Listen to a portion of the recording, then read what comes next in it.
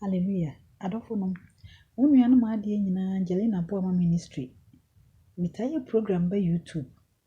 Ne botae nyina ne se, dwumadie ne botae ne fa ba nyina ne se. Fa Yesu Kristo yi Awurade, okra agye nkwa ene wabrabo a wobo so wura. Obi beka se na ade na dwumadie bibia Jesus. Adofo Bible say, Bible kan wo Revelation chapter 20 no, verse 11. Ebro odi Yohane koto Patmos bepo no so no wose na me hunu ahenwa fita kokuro na ne ote so no osoro ne asase dwane won anim na wanya baabi ama won wo kan ba ne nyina ne se wose obu awufo ne atiasefo nyina aten ye se nipa se wu awumu yiwo so ho abutemu wo wu achi na se adwensa kire ntimi ma wo wu achi nti na se me no mi yinu etie nkwaje asem ne sacha ya adwen efa Yesu Kristo ne ye Awurade sanse ukọ Revelation ho na so chapter 22 verse 12 ho no so wose hwemere bantem ikura katua de bre onipa bia se ne nyuma etie adofo me ne onyuma te sei na onyankopon pese nipa be kwa temu mu ye bedi fonti na bibia na sem enam ne nkrofo so amebia so yensu so se ene de mimra wo nche me ne oni nkobo ene de Awurade wo ma ye no ma ye mompa ye fi ho hye nesa odonfo esrew ede asede ni ka bia ma wo me judgme de hye wonsa se bra na bedi hine na me kasa kire wo ma me yakoma nto yeyem yempank ye se ye de ye nsache ya adwen sanse ya na ye de ho no asembe me yani abe ho so ye de wase wasem makomato ye munti obaye odwuma saa wadumti amen ene de yi asema ye bobo ho no ye nya afi Hiob chapter 22 verse number 21 Hiob 22 verse number 21. Let's read it. Now, acquaint yourself with him and be at peace. Thereby, good will come to you. Ninchire mu nyina ne se, wose fa ho bo Nyankopon ho na wo honyo. Na ne mu na ne pa nyina ba firaba ama wo. Na Elifasa oye Hiob adamfo, ena na yekasa wa hanu. Adenti no wanka se fa ho bo aware ana ekunu fa ho bo yire. Obeka se ye me ware ba bia no wagya me timi ne yire na oba so fa ho bo kunu na ahonyo o se me kunu wone menwene ka pre me okunu so hwe nyinam fa ho bo busuan obeka se asem de waka bi me dadoduom eso me che obi a me ye ankonam che se adofo obi se ne manso fa ho kobo mai o se me mama nso one me atwe che se obia wo ni issue na enso so be mai ye Nyankopon no de one de wo bie mrai de wo ni bie nso mrai wo ho mo bia enti na lifa se fa ho bosa ye Nyankopon na wo ho nyo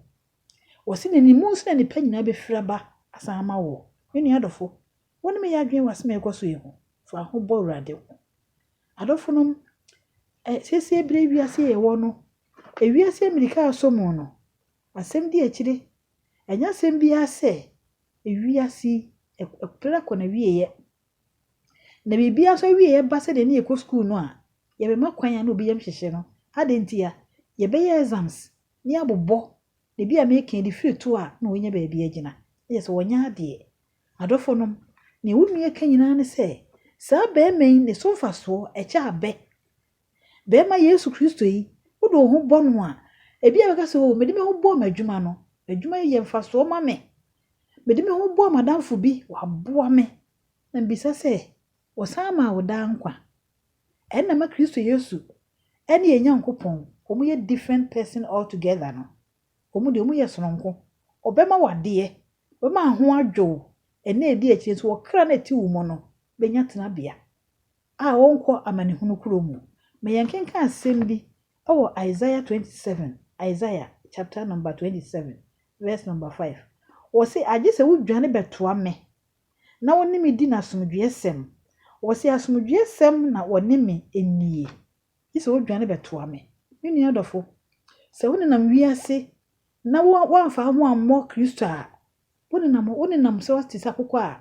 woni na no baabi na kroma eba no so ma na ege no wo se gise wudwane betoa me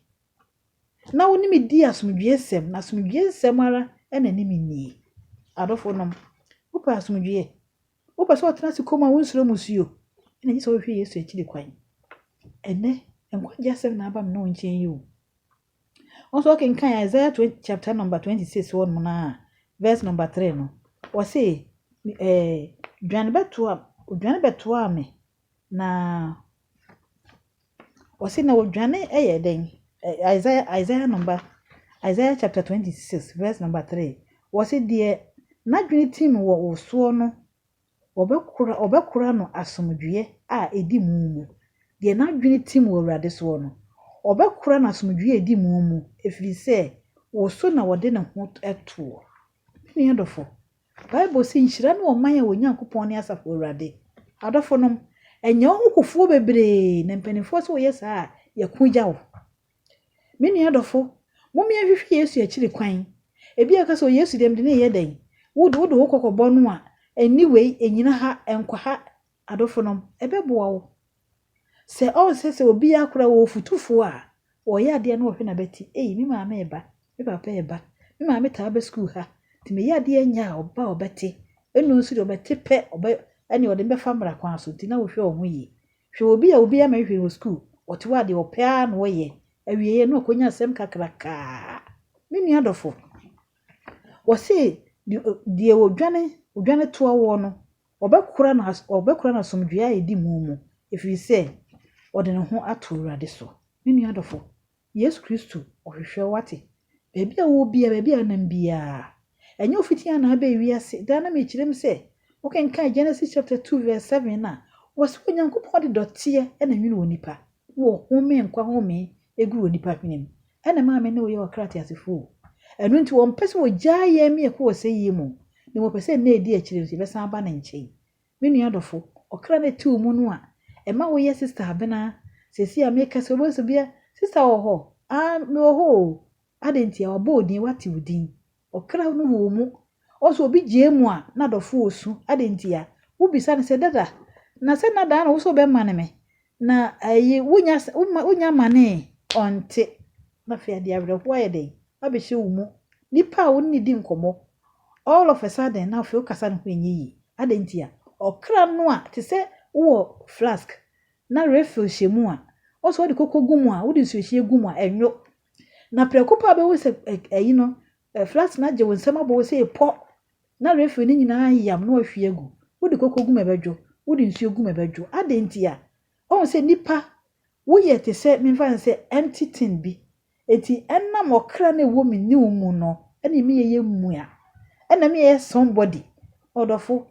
se wo tena ho na de ene de agifiri wo mu a na wonimu Jesus ya wo se ehina megina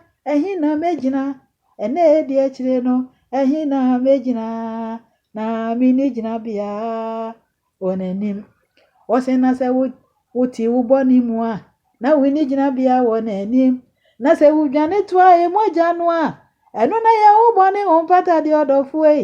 eno nti na mi ni wutie ye o se ye be huru ye bonia na ye nya dankwa onani minu adofo si be dwana to Jesus Christ na no pay se de hi obadamfo Elifas na otumi no mienu na Awurade asem so etumi no mienu fo a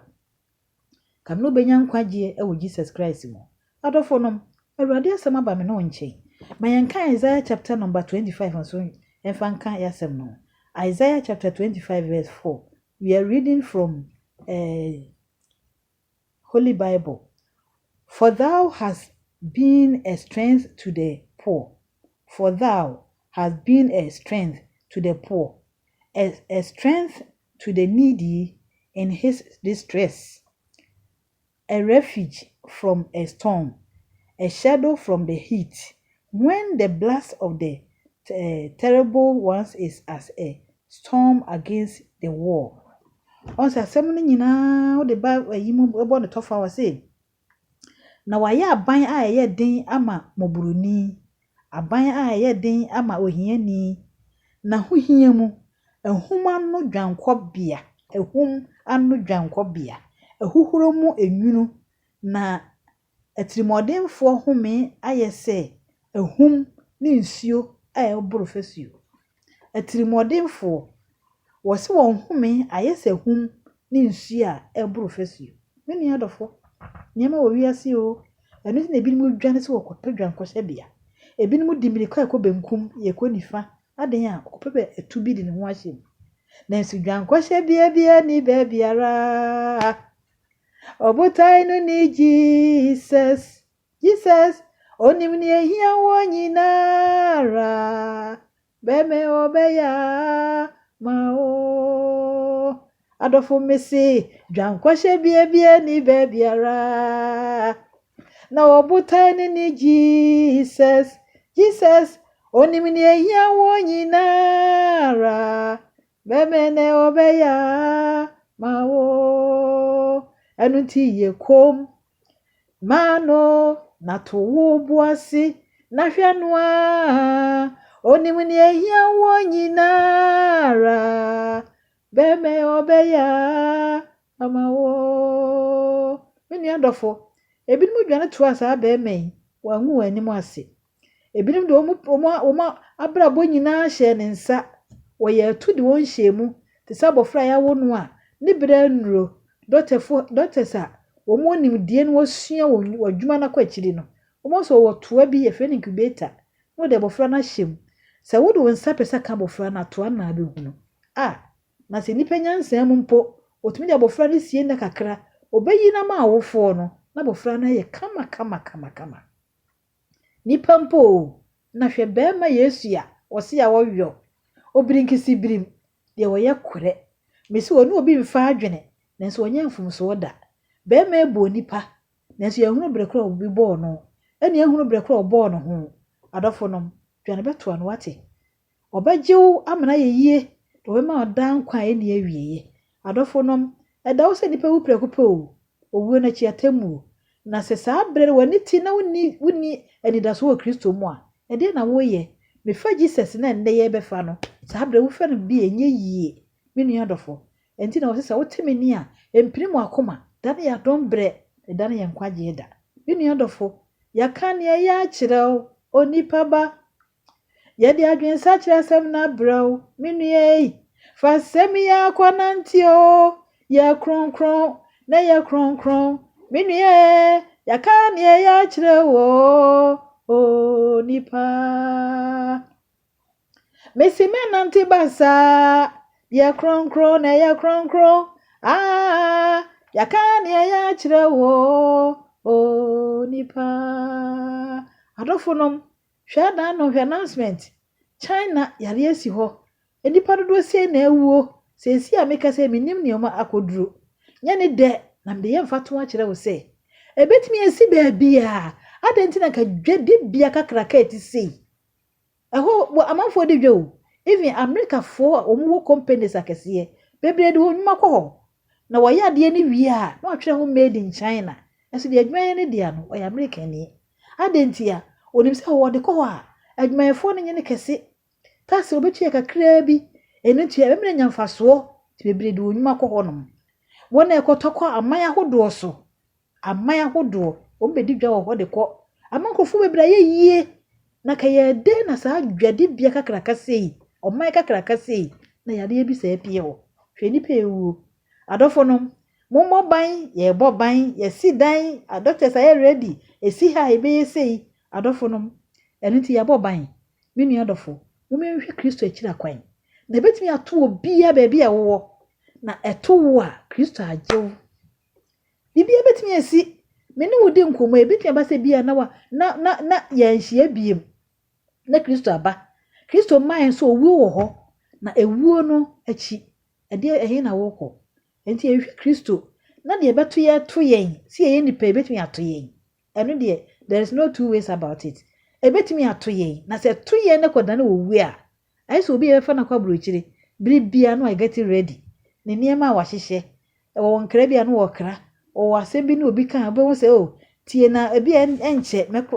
me be yo se mbetia me na achi ohun wo ma wo de nsam to ya no otimi ka betia me na achi mbe kose ohun bibia o ye ever ready minu adofo ready be na me no obeye me ye mfa Kristo Yesu na etue baabia betumi atue baabia na se ba se toye nya wagye akọ da hinia mama yakodi de ni awieye minu adofo ebetumi esi na se ensimpo a Ni edi enkwa mfie mi a enye dan ye beko. Sanse se wu ni ho a ko nka se da wo so nipa wu prekupe na wu echi na temu. Eliphaz se fa ho bo Onyankopɔn na ho nwo na ni mu na ni pa nyina besa aba ama wo. Be men o wa de pa nyina bi adofo nom ha ho nkɔhwe ade mfi nipa ho na wie no ebe few ti se credo a wunya ne odisafo bi ma wo.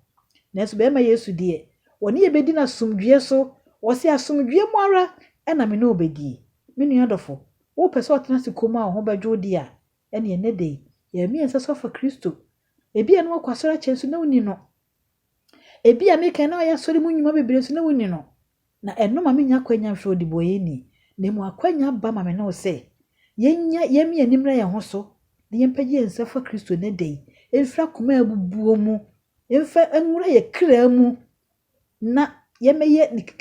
Kristo Yesu eba na mu ya anya abode keke. Yemfa Kristo ye abode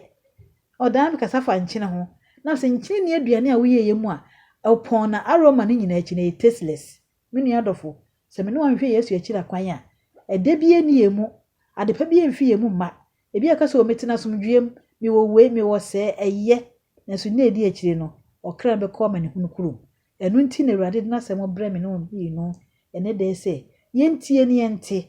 ne yemfa ne din no yemfa ye ho to din no so na ye ne nya apam ne de na se ye we di a ene obetena ye mu na wanante ye mu na fe yakwaso obekire yen na nkire no ye de boyen bra Kristo ba obeto yen si ewu si etiase ye menya dan kwa ne ewie we ni Awurade ka kire me ne wo o se de wo aso no wontie de domfo asafo Awurade ka kire ne man Awurade asim ni tine de wonu apagya ne nsa apagya me nsa se wonu Yesu aso pagya wonsa na de meka me din wo na de odin ahye ho ka firi adwensa kirem na Awurade be hira wo ka se ene de me Angelina me gitum se me ediboye ni na mentime nyime ho ti so se Awurade je me fa me boni nyina ache me na ti mo firi ne ntini nyina ho na do me boni ache me ni Angelina me fa Kristo Yesu ye me Awurade me kra age nkwa ma braba me bosu wura na me so ma atwe me din aka o ma watwe me din won kwan mum na do maka ho tefo so fum na oba mi Angelina ma anye yiraba me do wase waje me adom ninti amen odofo ye Awurade pen wa ye no nyame nhira wo na wase ye kasem ni wi ansenche ni wachi se na se moka timi na obom paye odomfo asafo Awurade ena no pe me de aside ni kabia ma ohumo bro wadoye na obasa no nsenti ye tiase na ye woa ye da wase wasa akwan so me bom paye ja o matiefo hye wonsa se Awurade so obi tie asem na ho mfa no a ye ne yere safo obi tie asem adwendwene ni atetie ne ha yenti opekura kana no aduru odefo ma wo ma asebi mbonwura wo ma wonto aduru no mu no hu se enne na edin na onim wo kina Awurade wo ho ne na wo ho kina ne da apimenti kosiesi adofo yi na ma woni gye nwi won peye se be ye betena se komu ye ma ye nsuro busuo Awurade me de adofo hye wonsa se enna aka ye nimu no Awurade fi ho ade kyeye maka kye so wo boban bo adofo mu ho ban wo hu se Kristo wo ye ma ne ye nwanwa enmunyam nka wo a de me no waka nyina ba ye ye ni gye wi epeye wo nyame agya oba ene nkonkon de mu amen adofo no me di nyame gya mo nyame nhira mo misra bo mo na kwa asori na asori a eye nkirekira asori e kan kwaje asem wo mu nti fasem ne ba obra na ebebo da foforo Awurade ya me behia di nyame gya mo ma ba